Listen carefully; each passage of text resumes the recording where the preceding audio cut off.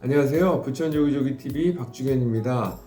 요즘에 관심이 많이 증가되고 있는 일기 신도시 특별법과 이 특별법으로 인해서 혜택이 증가될 것으로 예상이 되는 중동 신도시의 덕이마을에 대해서 알아봤습니다. 먼저 일기 신도시 특별법과 관련된 신문 내용을 보면 일기 신도시 특별법 성남, 부천, 안양 등 5개시로 확대. 그 내용을 보면 재건축 아파트 50만에서 60만 가구로 확대, 공약 대비 2배 늘 듯, 준공 30년 아파트 안전진단 규제 완화, 용적률 최대 500% 상향.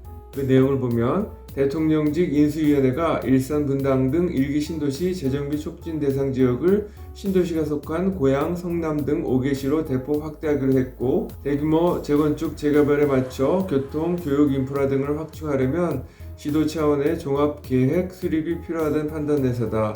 대상 지역 확대로 재정비 촉진 대상은 기존 공약의 약 2배인 50만에서 60만 가구로 늘어난다. 29일 윤석열 대통령 당선인 측에 따르면 인수위 부동산 태스크포스는 일기 신도시 재정비 촉진 대상 지역을 신도시가 속한 시 전체로 넓히기로 했다.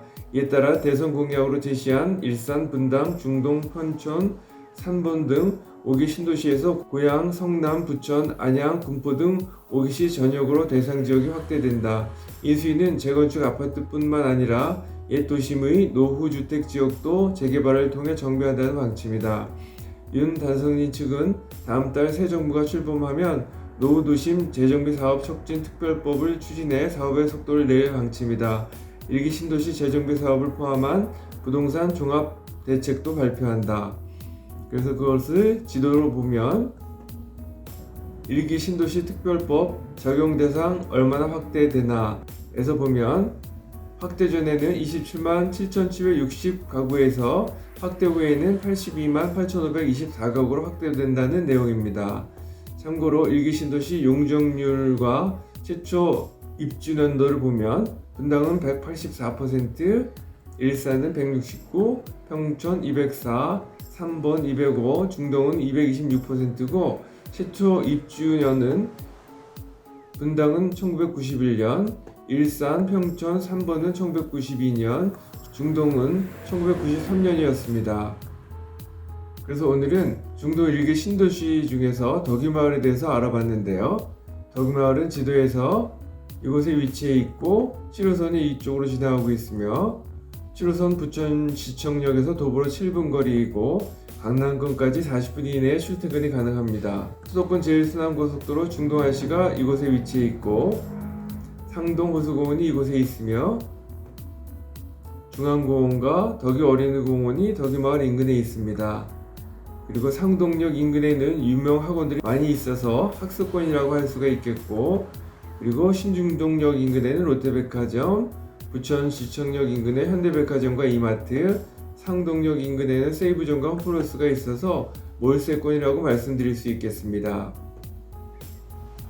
다음은 덕이마을을 좀 더 자세히 보면 1단지에 956세대, 2단지에 509세대, 3단지에 852세대, 4단지에 1046세대가 있는데, 참고로 건축물 대장을 보면 2단지는 PC 판넬 조립식 구조로 각각 정리가 되어 있습니다. 참고로 덕이마을 2단지 인근에 설악마을이 있는데 설악마을도 철근 콘크리트 PC조라고 표시가 되어 있습니다. 그래서 PC공법으로 되어 있는 곳이 설악마을과 덕이마을 2단지가 되겠고, 덕이마을 3단지 건축물 대장을 보면 철근 콘크리트조로 표시가 되어 있습니다. 4단지도 마찬가지로 철근 콘크리트조로 표시가 되어 있습니다. 덕이마을 단지별 특징을 정리를 해보면 2단지는 PC공법으로, 3단지와 4단지는 RC공법으로 건설이 되어 있는데, 그렇다면 RC공법과 PC공법의 차이점을 한번 봤습니다. RC공법은 레인포레스트 콘크리트 공법으로 일반적인 철근 콘크리트 구조입니다. 먼저 철근을 설치하고 형틀 거푸집을 설치한 다음에 콘크리트를 타설 합니다. 그리고 PC공법은 프리캐스트 콘크리트 공법으로 건설 공기를 단축하는 장점이 있는데, 레고처럼 규격화된 기둥, 슬라브, 벽체를 미리 만들어서 현장에서 조립을 합니다. 그리고 1980에서 90년대에 신도시 건설 때 공기 단축 효과로 많이 활용을 했고, 콘크리트 강도는 좋지만 조립식 콘크리트 간 접합 문제로 단열, 누수, 방음 등 하자가 발생이 되고, 그래서 계절별 온도차와 습도차로 인해서 벌어진 틈으로 철근이 부식되고, 이로 인해 콘크리트 노후화가 가속이 되는 단점이 있습니다. 참고로 그림으로 보면 RC공법은 우리가 흔히 볼 수 있는 그림과 같고, PC공법은 레고처럼 미리 기둥 같은 것을 만들어 놨다가 현장에서 조립하는 형태가 되겠습니다. 다음은 재건축 안전진단 평가 항목을 보면, 안전진단 평가 항목별 중요도를 해서 먼저 구조 안정성과 주거 환경, 건축 마감 및 설비 노후도, 비용 편익 등을 보는데, 2006년에는 각각의 가중치가 구조 안전성이 가장 높았고, 2015년에는 20%로 줄었다가 현재는 50%로 다시 늘었으며 앞으로 30%로 줄일 것으로 예상이 됩니다. 그래서 PC공법 아파트는 RC공법 대비 구조 안전성이 열악해서 재건축 안전진단 평가에서 높은 점수를 받아서 안전진단 통과가 상대적으로 용이하다는 것을 알 수가 있습니다. 2021년부터 2022년 4월달까지 1년간 부천 아파트 상승률 톱10 단지를 보면 가장 많이 상승한 데가 반달마을 16평으로 62.3% 상승을 했고, 다음은 한라마을, 설악마을, 주음마을 순이었으며 대부분 리모델링 추진 단지와 설악마을 같은 PC공법의 단지가 상승률이 높았습니다. 그래서 리모델링, 재건축 추진 단지 위주로 상승세가 지속될 것으로 예상이 됩니다. 다음은 수도권 아파트 서울 거주자 매수 증가 지역을 봤는데요.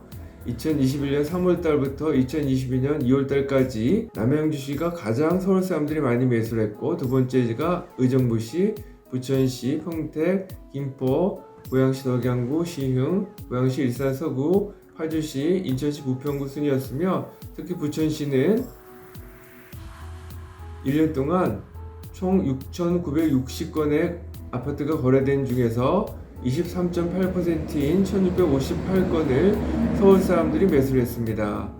다음은 서울 사람들이 포함된 외지인 매수 증가 지역을 보면 평택시를 가장 많이 매수했고, 남양주시, 인천시 부평구, 부천시, 인천시 서구, 시흥시, 인천시 계양구, 김포시, 의정부시, 인천시 남운동구 순이었으며, 부천시는 전체 6,960건의 아파트 거래건 중 36.4%인 2,533건을 외지인들이 매수를 했습니다.